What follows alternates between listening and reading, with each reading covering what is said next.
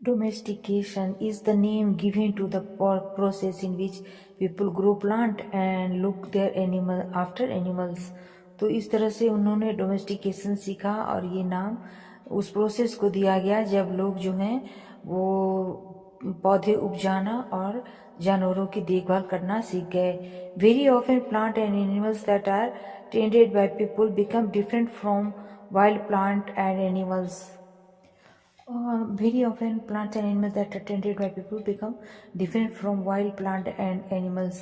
तो बहुत ही जल्दी और अक्सर जो जानवर और पौधे लोगों के द्वारा पालतू बनाए गए थे और उपजाए गए थे वो जंगली पौधों और जानवरों से अलग हो गए. This is because people select plants and animals for domestication. कहने का मतलब अब लोग जो हैं वो जान गए थे कि कौन से प्लांट्स और एनिमल्स जो हैं वो डोमेस्टिकेशन के लिए सही है, उसे उपजाना सही है या पालना सही है, वो चुनने लगे थे. मतलब उन्हें पालतू और जंगली चीज़ों में फ़र्क नज़र आने लगा था. For example they select those plant and animals that are not prone to disease. कहने का मतलब उदाहरण तौर पे वो समझ गए थे कि कौन से पौधे और जानवर जो हैं वो बीमारी मतलब पोसने से या उपजाने से बीमारी नहीं उत्पन्न करेंगे. They also select plants that yield large size grain. और वे ऐसे पौधों को भी चुनना सीख गए जिसकी अनाज के दाने बड़े आकार के थे. And have strong stocks. और जिसमें मजबूती से अनाज लगे होते थे. Capable of bearing the weight of the ripe grain. जो कि वो पके हुए अनाजों को वजन को सह सके. Seeds from selected plants are preserved. मतलब कहने का मतलब कि वो उत्तम किस्म के अनाजों वाले पौधों को सिलेक्ट करना सीख गए थे, ऐसे सीड्स को जिससे उत्तम किस्म के बीज फसल उपजाए जा सके. Seeds from selected plants are preserved and sown to ensure that new plants will have the same qualities. और जो भी फसल से के बीज अच्छे होते थे, अनाज अच्छे होते थे, उनको वो प्रिजर्व करके जमा करके रखने भी लगे थे ताकि उन्हें फिर से उपजाकर उसी क्वालिटी गुणवत्ता के अनाज वो फिर से प्राप्त कर सके. Amongst animals those that are relatively gentle are selected for breeding. और इसी तरह से ब्रीडिंग के लिए भी उन लोगों ने नम्र जानवरों को चुनना सीख लिया था. As a result gradually domesticated animals and plants become different from wild animals. और इसीलिए पालतू प्लांट्स और जानवर जंगली जानवर और प्लांट से अलग होने लगे. एंड लोग चुनना पसंद सीख गए कि कौन से जानवर और कौन से पौधे जो हैं वो पालतू हैं और कौन से जानवर या पौधे जो हैं वो जंगली हैं. For example the teeth and horns of wild animals are usually much larger than those of domesticated animals. तो वो इस तरह से भी पहचाने लगे थे जैसे कि जंगली जानवर थे, उनके दांत और सींग जो हैं जानवरों के वो बहुत ही बड़े और अलग तरह के होते थे पालतू जानवरों की अपेक्षा. इसलिए वो समझना सीख गए थे कि क्या कौन सा पालतू जानवर है और कौन सा जंगली जानवर है ना. Domestication was gradual process that took place in many parts of the world. और इस तरह से डोमेस्टिकेशन जो है वो धीमी प्रक्रिया है, लेकिन धीमी प्रक्रिया बनी, लेकिन ये विश्व के बहुत सारे जगहों पे अपनाई जाने लगी. It began about 12,000 years ago. और ये शुरू हुई 12,000 साल पहले. क्या डोमेस्टिकेशन है ना, मतलब पौधों और जानवरों को पालतू बनाना. Virtually all the plants and animals produce that we use as food today is the result of domestication. और आज जो भी हम जानवर या पौधे और उसके उत्पाद को खाते हैं खाने के रूप में, ये डोमेस्टिकेशन का ही परिणाम है. Some of the earliest plants to be domesticated were wheat and barley. और इसमें से कुछ जो प्लांट्स हैं जो आज भी डोमेस्टिकेटेड होते हैं वो हैं वीट और बार्ली, ये पहले भी होते थे। The earliest domesticated animals include सीप एंड गोट। उसी तरह से जैसे कि जानवर में सीप और गोट जो हैं वो पहले भी पालतू बनाया जाता था। तो फसल में वीट और बार्ली जो है वो पुराना है, जो पहले भी डोमेस्टिकेटेड होता था। और जानवर में भेड़ और बकरी जो लोग पहले पालते थे। A new way of life. If you plant a seed, you will notice that it takes some time to grow. अगर तुम कोई भी बीज डालते हो पौधे उपजाने के लिए, तो तुम देखते होगे कि वो कुछ दिन के बाद उगने लगता है। This may be for several days, week, month and in some cases years. और उगने में तुम देखते होगे कि उसे कुछ दिन लगते हैं या सप्ताह लगते हैं या महीने लगते हैं और कभी कभी साल भी लग जाते हैं। When people begin growing plants, it means that they had to stay in the same place for a long time, looking after the plants, watering, weeding, driving away animals and birds till the grain ripened, and then the grain had to be used carefully. और जब लोग उपजाना सीख गए, पौधों को उपजाना सीख गए, तो इसका मतलब कि उन्हें एक जगह पे रहना होता था, है ना, ताकि क्योंकि प्लांट्स जो हैं उसको उसकी देखभाल करनी पड़ती थी, उसको पानी देना पड़ता था, वीडिंग करना पड़ता था, है ना, पक जाने पे फिर उसको फसल से अनाज अलग करना, है ना, और जानवरों चिड़ियों को पकने तक उससे दूर रखना, ये सब उन्होंने सीख लिया था। और इसके लिए उन्हें एक जगह रहने की आवश्यकता समझ में आने लगी थी, है ना। And then the grain had to be used carefully, और तब वो अनाज को बहुत ही सावधानी से इस्तेमाल करना भी सीख गए थे। Hello children, welcome to my class. This is next part of chapter 2 from hunting gathering to growing food. Page number 15. Around 12,000 years ago, there were major changes in climate of the world with a shift to relatively warm conditions. लगभग 12,000 साल पहले दुनिया की जलवायु में बड़े बदलाव हुए, जिसमें अपेक्षाकृत गर्म परिस्थितियों में बदलाव आया। In many years, this led to the development of grassland. इसकी वजह से बहुत सारे क्षेत्रों में घास में वृद्धि हुई। This is turn led to an increase in the number of deer, antelope, goat, sheep and cattle, animal that survived on grass. और इसकी वजह से घास की वृद्धि हुई तो डियर, एंटीलॉप, गोट, है ना, बहुत सारे पशुओं, भेड़, बकरी, चीता, हरिण, ये सब की संख्या में भी वृद्धि हुई, क्योंकि ये सब ये सारे जानवर जो हैं वो घास पे ही सरवाइव करते हैं। तो ऐसे जानवरों की भी संख्या में वृद्धि हुई। Those who hunted these animals now followed them, learning about their food habit and their breeding seasons. अब जो जानवरों का शिकार करते थे वो इनके फूड हैबिट्स के बारे में और इनके प्रजनन मौसम के बारे में जानने सीखने लगे। It is likely that this helped people to start thinking about herding and rearing these animals themselves. और ये बिल्कुल वैसा ही था जैसे कि लोग जो हैं पशुओं को पालने और पोसने के बारे में सोचने लगे, इनको कैसे पाला पोसा जाए। फिशिंग ऑल्सो बिकेम इम्पॉर्टेंट, मतलब तब उनको जानवरों को पालने पोसने के बारे में भी विचार आने लगा और वो लोग फिशिंग यानी मछली पालन को भी महत्व देने लगे, मुख्य समझने लगे। This was also a time when several grain-bearing grasses, including wheat, barley, and rice, grew naturally in different parts of the subcontinent. This was also a time when several grain-bearing grasses, ये वो समय भी था जब बहुत सारी अनाज धारण करने वाली घासें भी उपजने लगी उपमहाद्वीप के बहुत सारे भागों में स्वाभाविक रूप से। Men women and children probably collected these grains as food and learn where they grew. और तब जब अनाज उत्पन्न करने वाले घास होने लगे, है ना, जिससे ऐसे घास जो अनाज जो देते थे, तो आदमी, औरत और बच्चे जो हैं वो सीखने लगे इन अनाजों को इकट्ठा करना, और ये कैसे उपजते हैं और कब ये रोपे जाते हैं, इन सब को सीखना भी उन्होंने शुरू किया। This may have led them to think about growing plant on their own.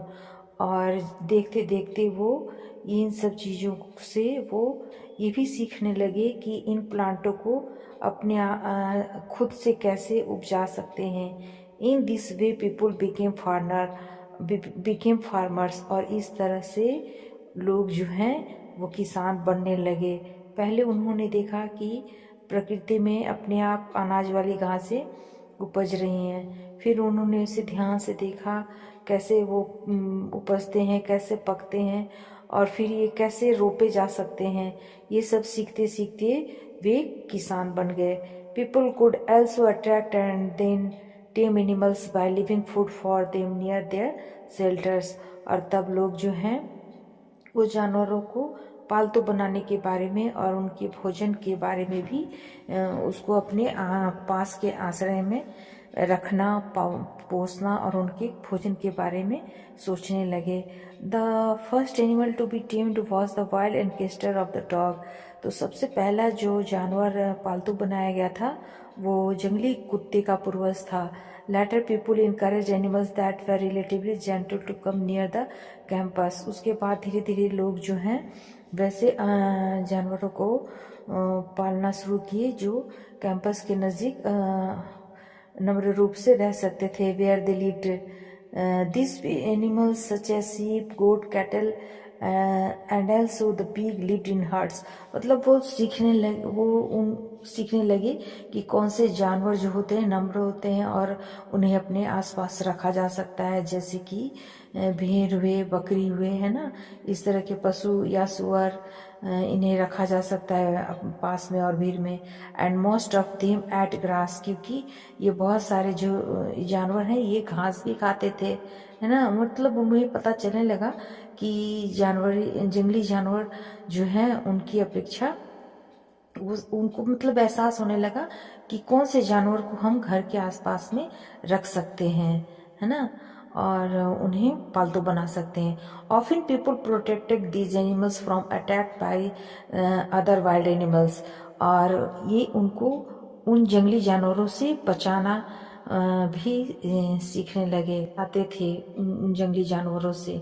मतलब उन्हें जंगली जानवरों और पालतू जानवरों में अंतर समझ में आने लगा, और ये जो पालतू बनाकर जिन्हें रखते थे वो अक्सर उससे जंगली जानवरों से बचाते थे। This is how they became herders. और इस तरह से वे शिकारी भी बने। As grain had to be stored for both food and seed, people had to think of ways of storing it। तो जब वो लोग उपजाना सीख गए थे तो अब उन्हें स्टोर करने की ज़रूरत हुई, चाहे वो खाने के लिए हो अनाज या फिर बीज के रूप में इस्तेमाल करने के लिए, तो उनको स्टोर करना होता था। In many areas they began making large clay pots. तो कोई भी फसल जो है जब वो उपजाना सीखे तो उसे बहुत समय तक रखने के लिए और अगले सीजन में उसे फिर से उपजाने के लिए उनको वो बड़े बड़े क्ले के मिट्टी के बर्तन बनाने लगे और बास्केट बुनने लगे और पिट्स गड्ढे खोदने लगे ज़मीन में, ताकि वो अनाज को सुरक्षित रख सकें, खाने के लिए हो या फिर बीज के लिए। Rearing animals multiply naturally. और जानवर भी नेचुरली रूप से बढ़ने लगे, है ना, 1 से 2, 2 से 4। Besides if they are looked after carefully, बस उसे सावधानी से देखभाल की जरूरत थी। They provide milk which is an important source of food.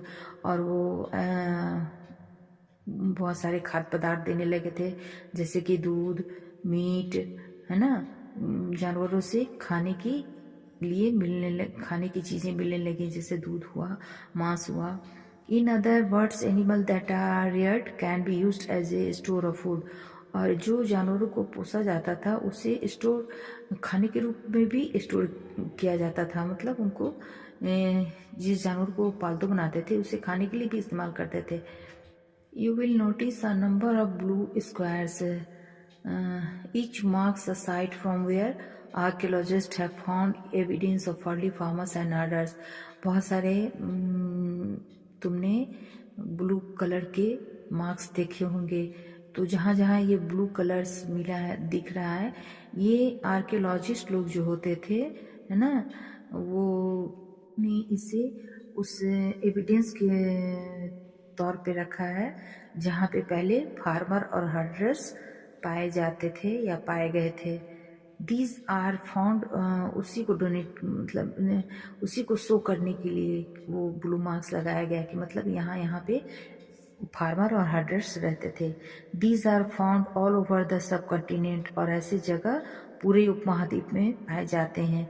Some of the most important ones are in the north west, और सबसे जो मुख्य जगह थी फार्मर्स और हर्डर्स के लिए जो पहले समय में वो रहते थे, वो उत्तर पश्चिम का है, और आज के समय में उसको कश्मीर कह सकते हैं. And in east and south India, और दूसरा पूर्व में और साउथ इंडिया में भी ये पाए गए, इनके रहने के निशान पाए गए. किसके? फार्मर्स और हर्डर्स के. To and out whether these sites were settlement of farmers and herders, scientists study evidence of plants and animal bones, क्योंकि वहीं पे उन जो साइंटिस्ट होते थे, वैज्ञानिक, जो इन एविडेंस को पढ़ सकते थे जानवरों और पौधों, जानवरों की हड्डियों और पौधों से को पढ़ के जान के वैज्ञानिकों ने ये पता किया कि यही इनका सेटलमेंट का जगह था. One of the most exciting ends includes remains of burnt grain, और सबसे जो आनंददायक बात है वो ये कि उसमें अनाज के जले हुए निशान भी मिले हैं. दिस में हैव बीन बर्न्ट एक्सीडेंटली और ऑन पर्पस, और उसको देख के ऐसा लगता है कि या तो वो किसी दुर्घटना में जल गए होंगे अनाज, या फिर वो जानबूझकर जलाए गए होंगे. Scientist can identify this grains, और वैज्ञानिक ने अनाजों को पहचाना. And so we know that a number of crops were grown in different parts of the subcontinent, और इस तरह से साइंटिस्ट की वजह से ये पता चल पाया कि उपमहाद्वीप में बहुत सारे जगह ऐसे हैं जहाँ वो फसल उपजाया करते थे. They can also identify the bones of different animals, और उन लोगों ने जानवरों की हड्डियों को भी पहचाना है. Archaeologists have found traces of huts or houses at some sites. पुरातत्ववेत्ता जो हैं उन्होंने बहुत सारी झोपड़ियों और घरों को भी देखा है, बहुत सारी जगहों पे पहचाना है. फॉर इंस्टांस इन बुर्जहोम, जो आजकल बुर्जहोम जो कश्मीर में आजकल के समय को कश्मीर में कहते हैं, पीपल बिल्ट पिट हाउस, उसमें पिट हाउसेस बनाया करते थे लोग, उसके निशान मिले हैं. Were dug into the ground, जो कि जमीन में खोदे जाते थे. With steps leading into them, और उसमें सीढ़ियाँ भी खोद कर बनाई जाती थी. These may have provided shelter in cold weather, ये शायद इसलिए बनाया गया था कि ये इन्हें जाड़े के दिन में सुरक्षा देता होगा. Archaeologists have also found cooking huts both inside the outside the huts, which suggest that depending on the weather, people could cook food either indoors or outdoors. और आर्कियोलॉजिस्ट पुरातत्ववेत्ता ने उनके खाना बनाने की जगहों को भी देखा है. झोपड़ी के बाहर और अंदर दोनों निशान पाए हैं. वो अंदर भी मौसम के हिसाब से अंदर या बाहर खाना बनाने के चिन्ह मिले हैं. Stone tools have been found from many sites, बहुत जगह पत्थर के जो हैं हथियार यूज किए जाते थे बहुत सारी जगहों पे. Many of these are different from the earlier palaeolithic tools and that is why they are called neolithic. तो ये पैलियोलिथिक टूल्स से बहुत ही अलग थे, इसीलिए इनको नियोलिथिक टूल्स कहा जाता है. This include tools and that were polished to give an cutting edge and mortars and pestles used for grinding grain and other plant produce। और ये सारे हथियार जो हैं वो धार वाले होते थे। इसे ज़्यादातर पीसने के लिए, अनाजों को पीसने के लिए यूज़ किया जाता था। And other plant produce. Mortars and pestles are use for grinding. Mortar और पेस्टल्स जो हुए हथियार का नाम हुआ। तो ये सब अनाज को पीसने के काम में लाया जाता था। Even today several thousand years later ये आज भी इस्तेमाल किए जाते हैं, हजारों साल बाद भी। At the same time tools of the Paleolithic types continued to be made and used, and remember some tools were also made of bone। और उसी समय जो हथियार पैलियोलिथिक टाइप्स के होते थे वो लगातार बनते रहे और यूज़ किए जाते रहे, है ना। और उसमें हड्डियों का भी इस्तेमाल होता था। Many kinds of earthen pots have also been found. बहुत सारे उस समय मिट्टी के भी पात्र मिले हैं। This were sometimes decorated and were used for storing things. और इसका इस्तेमाल, इसे बहुत अच्छी तरह से सजाकर बनाया जाता था और इसका इस्तेमाल चीज़ों को स्टोर करने के लिए किया जाता था। मिट्टी के सजे हुए बर्तन बनाए हुए मिले हैं जिसमें शायद वो कोई भी चीज़ को स्टोर करते होंगे। People begin using pots for cooking food. खाना बनाने के लिए भी वो बर्तनों का इस्तेमाल करते रहे होंगे। Specially grain like rice, wheat and lentils that now became an important part. जैसे कि हम चावल, गेहूँ ये सब बनाते हैं आज के भी समय में, जो हमारे खाने का मुख्य चीज़ है। तो डाइट हमारे खाने का, भोजन का, आहार का जो मुख्य चीज़ है वो चावल और गेहूँ ही है। अनाज मुख्य है जो इसका हम इस्तेमाल खाने के रूप में करते थे, तो वो आज भी इस्तेमाल होता है। Besides they began weaving cloth. इसके लिए मतलब वो बर्तन इस्तेमाल करते रहे होंगे। Besides they began weaving cloth using different kinds of materials, for example cotton that would now be grown. और शायद उस समय वो कपड़े बुनने के लिए जो है वो जिन सामग्रियों का इस्तेमाल करते थे, कपड़े बुनने के लिए भी जो सामग्री इस्तेमाल करते थे वो कॉटन था, जो आज भी उपजाया जाता है और उसमें भी उपजता था। Did things change everywhere and all at once. और क्या ये सारी चीज़ें अचानक और तुरंत से बदली होंगी? नॉट क्वाइट, नहीं, बिल्कुल ऐसा नहीं है। In many areas men and women still continue to hunt and gather food. बहुत सारे जगहों में ये सब सारी चीज़ें अचानक से नहीं बदली होंगी। बहुत सारे लोग बहुत समय तक शिकार करना और फूड जमा करना भी कर रहे थे। And is where people adopted farming and herding slowly. और धीरे धीरे वो खेती और जानवरों को पालना सीख रहे थे। अचानक से सब चीज़ें नहीं बदली थी कि अचानक से किसान बन गए, अचानक से वो जानवरों को पोसने लगे, ऐसा नहीं था। वो सब चीज़ें वो धीरे धीरे कर रहे थे। ओवर सेवरल थाउजेंड ईयर्स, बहुत हजारों साल लगे उनको ये करने में। Besides in some cases people try to combine these activities doing different things during different seasons। इन सब चीज़ों के अलावा लोगों ने कोशिश की बहुत सारी और भी क्रियाकलापों को करने की, है ना, अलग अलग मौसमों में। Find Mergar on map 2। This site is located in a fertile plain। ये जो जगह है मेरगढ़ का मैप 2 में, वो जगह उपजाऊ जगह था। नियर द बोलेन पास, बोलेन पास के पास बहुत ही उपजाऊ मैदान था। Which is one of the most important routes into Iran, जो कि ईरान सबसे महत्वपूर्ण रूट था ईरान का। Mehrgarh was probably one of the places where people learn to grow barley and wheat. Mehrgarh ही वो सबसे शायद खास जगह था जहाँ पे लोगों ने बार्ली और गेहूं को उपजाना सीखा था, क्योंकि वो सबसे ज़्यादा उपजाऊ जगह था। And deer sheep and goats, और उन्होंने शायद वहीं पे भेड़ और बकरियों को पालना भी सीखा था। For the first time in this area, सबसे पहले मतलब वो मेरगढ़ ही जगह था।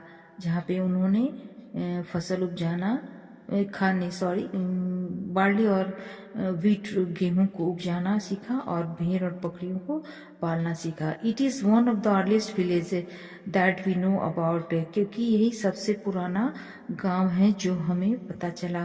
Eight this site many people bones were found, क्योंकि उसी जगह पे बहुत सारे जानवरों की हड्डियां पाई गई हैं। Bones of wild animals such as the deer and pig, deer और हिरन और सुअर के जानवरों की हड्डियां वहाँ मिली हैं। And also bones of sheep and goat, और भेड़ और बकरियों की भी हड्डियां वहाँ पाई गई हैं।